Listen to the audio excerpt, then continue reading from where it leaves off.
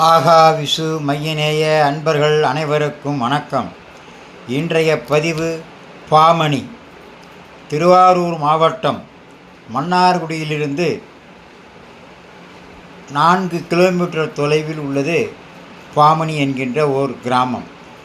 இந்த பாமணியில் உள்ள திருக்கோயில் மிகவும் பிரசித்தி பெற்றது. மன்னார்குடியிலிருந்து நகர பேருந்து வசதி உள்ளது. சுகலமுனிவர் என்பவர் இத்தலத்தில் சிவபெருமானை வழிபட்டு வந்தார். அவர் வளர்த்த காமதேனு தரும் பாலை கொண்டு சிவபெருமானுக்கு அபிஷேகம் செய்து வந்தார். ஒரு சமயம் அவர் வளர்த்த காமதேனு பால் சொரிந்து சிவலிங்கத்தை வழிபடுவதைக் கண்டு முனிவர் தமக்கு பால் குறைந்து விடுமே என்று கோபித்து காமதேனுவை கம்பால் அடித்து சித்திரவதை செய்தார். அது கண்டு வருந்திய காமதேனு ஓடிச் சென்று லிங்கத்தை வழிபட்டதால் தனக்கு நேர்ந்த நிலையை உணர்த்துவது போல் சிவலிங்கத்தின் மீது முட்டி ஓடி இத்தலத்தில் உள்ள பசுபதி தீர்த்தம்ங்கிற ஒரு தீர்த்தத்தில் விழுந்து இறந்துவிட்டது. அப்போது இறைவன் காட்சி தந்து பசுவை உயிர்ப்பித்தார். காமதேனு முட்டிய போது சுயம்புலிங்க மூல திருமேனி 3 பிரிவாக பிளந்தது. சுயம்பு லிங்கமாதலால் மேற்புறம் சொரசொரப்பாக உள்ளது.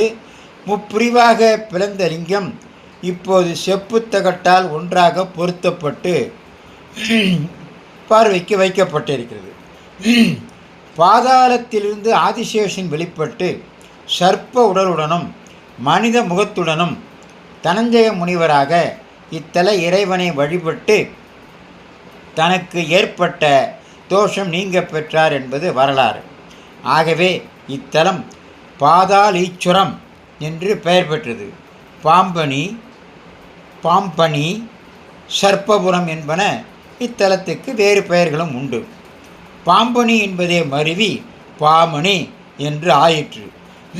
இந்த பாமணி சிவபெருமானின் 274 தேவார பாடல் பெற்ற திருத்தலங்களில் 167வது திருத்தலமாகும்.